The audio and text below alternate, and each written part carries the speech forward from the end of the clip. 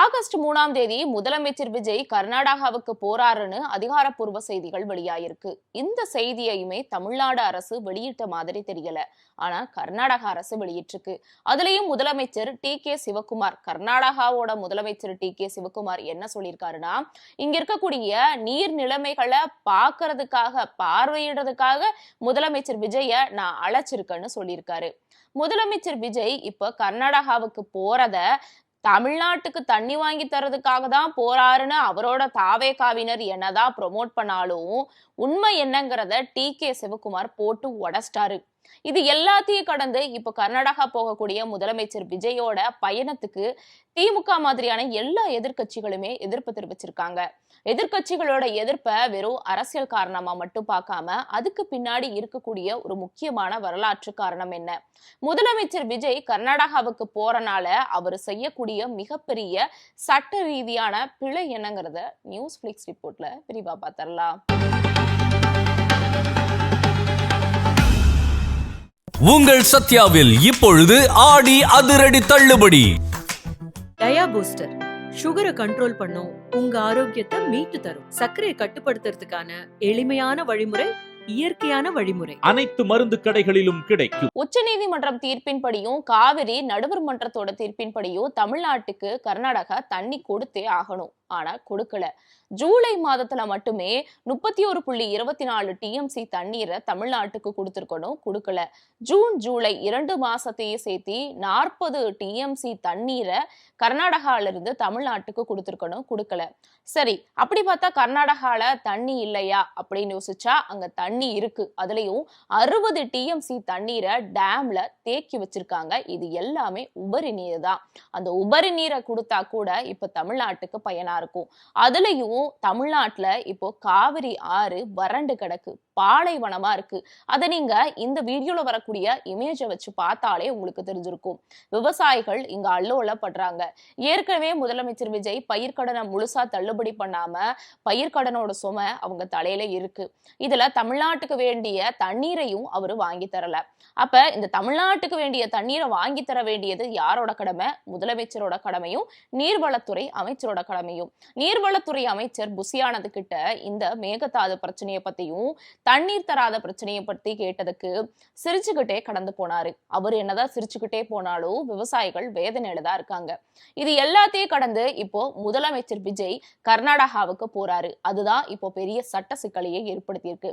அது என்ன சட்ட சிக்கல் அப்படின்னு பார்த்தா, அதுக்கு முன்னாடி இவர் கர்நாடகாவுக்கு போறதுக்கு திமுக மாதிரியான எல்லா எதிர்கட்சிகளுமே எதிர்ப்பு தெரிவிச்சிருக்காங்க. அங்க போனா அது வேலைக்காகாது, உங்களை தானா கூப்பிட்டு பலியாக்க பாக்குறாங்க, போகாதீங்க போகாதீங்கன்னு எல்லா எதிர்கட்சிகளுமே சொல்றாங்க. எதிர்கட்சிகளோட இந்த விமர்சனத்தை வெறும் அரசியல் பார்வையா மட்டும் பார்க்காம அதுக்கு பின்னாடி இருக்கக்கூடிய ஒரு முக்கியமான காரணம் என்னங்கிறத இந்த இடத்துல நம்ம தெரிஞ்சுக்கணும். அதுக்கு முன்னாடி முதலமைச்சர் விஜய் கர்நாடகாவுக்கு போறது அவரா போல கர்நாடகாவோட முதலமைச்சர் டி.கே. சிவகுமார் கூப்பிட்டிருக்காரு. அதுவும் அவர் எதுக்கு கூப்பிட்டிருக்காருங்கிறத அவரே தெளிவா சொல்றாரு. கர்நாடகால இருக்கக்கூடிய நீர்நிலைய பார்வையிடுறதுக்காக முதலமைச்சர் விஜய கூப்பிட்டிருக்கன்னு சொல்லியிருக்காரு. அதாவது பாருங்க, எங்க கிட்ட இவ்வளவு வறட்சியான பூமி இருக்குன்னு சொல்லி ஒரு பொய்க்கதைய விஜயோட காதுல கட்டுறதுக்காக கூப்பிட்டிருக்காரு. இத அவரே ஒப்புக்கொள்றாரு. இதையும் மீறி முதலமைச்சர் விஜய் இப்ப கர்நாடகாவுக்கு போறாரு.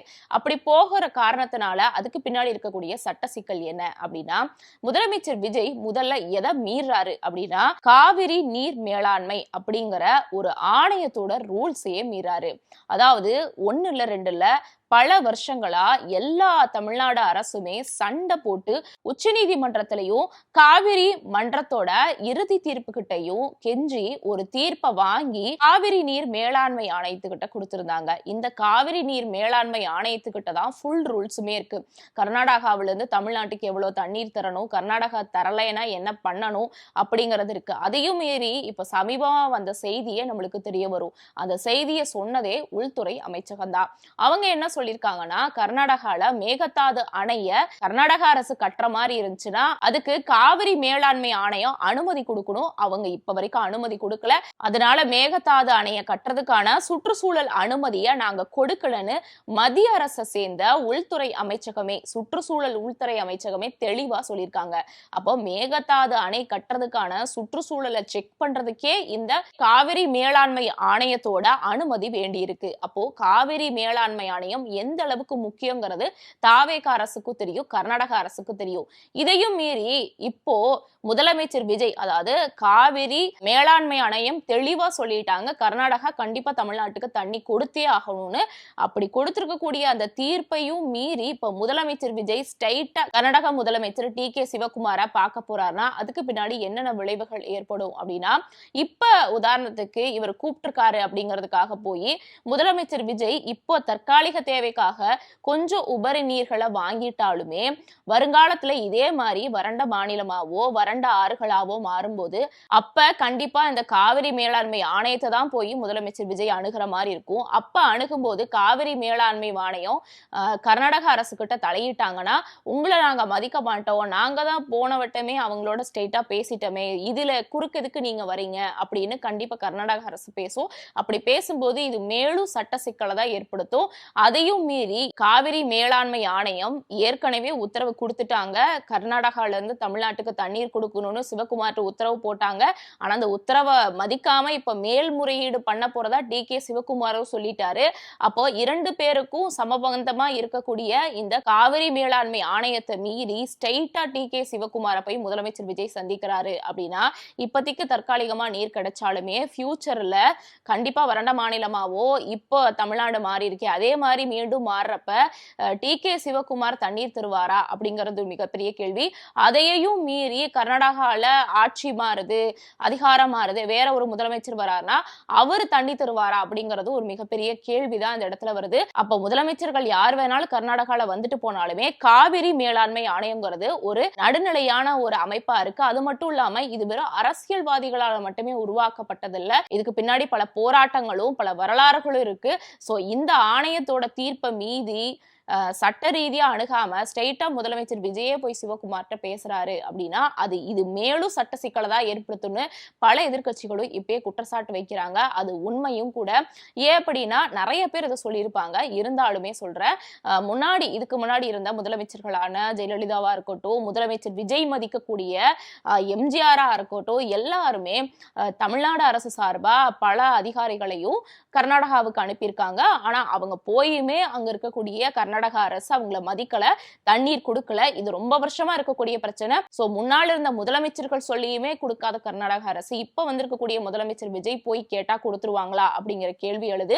ஏன் இந்த கேள்வி எழுதுனா, சமீபமா கூட டி.கே. சிவகுமார் இதுக்கு முன்னாடி ஆட்சி புரிஞ்ச மு.க. ஸ்டாலினை கூட நாங்க ஒரு ஆளா மதிச்சோம், இப்ப வந்திருக்கக்கூடிய முதலமைச்சர் விஜய் எல்லாம் ஒரு ஆளாவே மதிக்க மாட்டோம் ஸ்டேட்மெண்ட் கொடுத்திருந்தாரு. சோ இப்படி கர்நாடகாவோட முதலமைச்சரா இருக்கக்கூடிய டி.கே. சிவகுமார் விஜய ஒரு ஆளாவே மதிக்காதப்ப அவரு போய் ஸ்ட்ரெயிட்டா கேட்டா எப்படி அவர் தண்ணி தருவாரு அப்படிங்கிறது இந்த இடத்துல ஒரு மிகப்பெரிய கேள்வியானது. இப்படி மிகப்பெரிய வரலாற்று பின்னணி கொண்ட மிகப்பெரிய சட்டத்துல ஸ்ட்ராங்கா இருக்கக்கூடிய ஒரு நடுவர் நீதிமன்றமா இருக்கக்கூடிய காவிரி மேலாண்மை ஆணையத்தோட உத்தரவை மீறி அவங்கள மதிக்காம ஸ்ட்ரெயிட்டா கர்நாடக அரசு கிட்ட போய் பேசி தண்ணீரை வாங்குற மாதிரி இருந்தாலுமே கண்டிப்பா அது தமிழ்நாடு அரசுக்கு மிகப்பெரிய தலைவலியா தான் மாறணும். இத்தனை வருஷமா இவ்வளவு பெரிய தலைவர்கள் போராடி கர்நாடக மேலாண்மை ஆணையத்தை அமைச்சதை சுக்கா நொறுக்கிற இடத்துலதான் இப்ப விஜய் நோக்கி போயிட்டு இருக்காரு அப்படிங்கிறது நம்மளுக்கு அப்பட்டமா தெரியுது. அதையும் மீறி இவங்க ஏன் போறாங்க அப்படின்னு பார்த்தா, சமீபமா கூட இங்க தமிழ்நாட்டுல முதலமைச்சர் விஜய் அங்கேயும் இங்கேயும் ஆய்வு பண்ணிட்டு இருந்தாரு. குறிப்பா மெட்ரோல எல்லாம் போயிட்டு வந்தாரு. அதை எடுத்து அந்த தாவேகாவினர் ரீல்ஸ் போட்டு ஃபயர் விட்டுக்கிட்டு இருந்தாங்க. அப்ப முழுக்க இவங்க ஒரு ரீல்ஸ் ப்ரமோஷனுக்காக பாத்தீங்களா, படத்துல வர்ற மாதிரி எங்கால அங்க போயிட்டு தண்ணி வாங்குறதுக்காக போயிட்டு வந்திருக்காரு, எந்த முதலமைச்சராவது பண்ணியிருக்காரா அப்படின்னு வழக்கம் போல ஒரு ஃபேக் நரேட்டிவ் செட் பண்ணுவாங்கல்ல. இதுக்கு முன்னாடி ஆண்ட முதலமைச்சர் அவர்கள் மு.க. ஸ்டாலின் கூட மெட்ரோல போய் ஆய்வு பண்ணாரு. ஆனா இந்த முதலமைச்சர் தான் ஃபர்ஸ்ட் டைம் மெட்ரோல பொதுமக்கள் பயணிக்கக்கூடிய மெட்ரோல போய் பயணம் பண்ணி ஆராய்ச்சி பண்ணிருக்காருங்கிற ரேஞ்சுக்கு ஒரு ஃபேக் நரேட்டிவ் செட் பண்ண மாதிரி பக்கத்து மாநிலத்துக்கு போய் பேசிட்டு வந்த முதலமைச்சர் அப்படிங்கிற மாதிரி ஒரு ஃபேக் நரேட்டிவ் செட் பண்றதுக்காக தான் இந்த தாவேகாவினர் தயாரா இருக்காங்க. அதுக்காக தான் இந்த பயணமும் இருக்குமோ, முழுக்க ஒரு சுய பிரபலத்துக்காக தான் போறாங்களோ, ஒரு பொலிட்டிக்கல் ஸ்டண்ட்டுக்காக தான் போறாங்களோ இந்த தாவேகாவினர் அப்படிங்கிற ஒரு குற்றச்சாட்டு இந்த இடத்துலயே எழ ஆரம்பிக்குது. நீங்க என்ன நினைக்கிறீங்க? முதலமைச்சர் விஜயோட கர்நாடகா பயணத்தை பத்தி என்ன நினைக்கிறீங்க? டி.கே. சிவகுமார் சும்மா பார்வையிடுறதுக்காக தான் கூப்பிடுறாரு, ஆனா இங்க இருக்கக்கூடிய தாவேகாவினர் தண்ணி வாங்குறதுக்காக முதலமைச்சர் போறாருங்கிற மாதிரி சொல்லி வைக்கிறாங்க. சோ இதெல்லாம் பத்தி நீங்க என்ன நினைக்கிறீங்க? மறக்காம உங்களோட ஒப்பீனியனை கமெண்ட்ல சொல்லுங்க. நாளைக்கு வேற ஒரு வீடியோவோட சந்திக்கலாம். நான் சிலம்பு செல்வி.